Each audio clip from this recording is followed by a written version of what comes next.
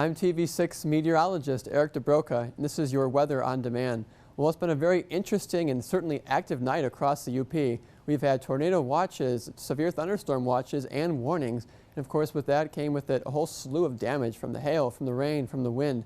But right now, there are still two counties that are under the gun, Menominee and Delta counties. This will go effect through early Saturday morning, 2 a.m. Eastern Daylight Time. And some of the reports are as follows. Close to a 50-mile-an-hour wind gust reported from Trout Creek. Nearly 3/4 of an inch of rain in Chassell, it's Houghton County. Half an inch of rain, and these are quick, by the way. These are 10 and 20 minutes. The heavy rain came down quarter or half an inch to 3/4 of an inch in just about 20 minutes or so. Several large trees down. M45 out in Watersmeet there. And there was also 2 trees knocked over near Watersmeet as well, where it blocked the road. And a whole bunch of other damage as well, wind gusts in excess of 60 miles an hour. And here's why. It's pretty much bow echo all the way from the other side of Lake Superior and kind of tails back into Wisconsin. And they're going to have a severe threat for the day tomorrow as well. For us, we are done for the night, just some leftover severe storms almost exiting our viewing area at the moment. Right now, I know this took a back seat today, but our temperatures, well, this actually fueled the severe storms. 77 degrees our official high, 7 degrees above average. Our lows were right on par there. Record was 90 set back in 2002. We've had plenty of the low-level moisture from the Gulf of Mexico, and that's just been streaming from the south, allowing the temperatures to surge well into the 90s. 95 in Lincoln, Nebraska.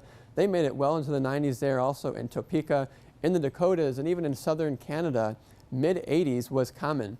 Even in western Minnesota, they saw temperatures in the low and mid-90s, which of course just adds fuel to the fire for these severe thunderstorms. And the threat shifts to the south tomorrow, so we will be out of the severe threat on Saturday.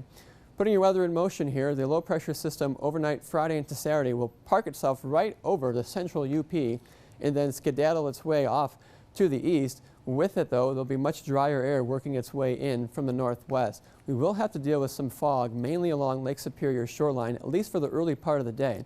Then, 2 p.m. on Saturday, the secondary cold front, and you will feel this one, trust me. The winds will shift from the northwest, very breezy in the afternoon, and temperatures will plummet, especially right along the shoreline there. High pressure starts to settle in as we approach Sunday. Much cooler day on Sunday and into the early part of next week, as opposed to what we just saw on Friday and the first part on Saturday. So here's how temperatures will start out. Notice how warm we are. We're going to be well into the 80s, especially farther south that you head. Mid-80s even in Menominee and Delta counties. Everywhere else we're going to be in the mid-70s, but notice how the cool air starts to work its way in Saturday evening after the passage of that front. We're back in the 40s by Munising, upper 50s near Marquette, 50s also in the Keweenaw. Sunday, a much cooler day though, mid-50s for highs out in Munising, and as well out in the Copper Country, low 60s out that way, and only 70 near Iron River and Iron Mountain, where we saw, good 15 degrees warmer the day before. Now your TV 6-day forecast now.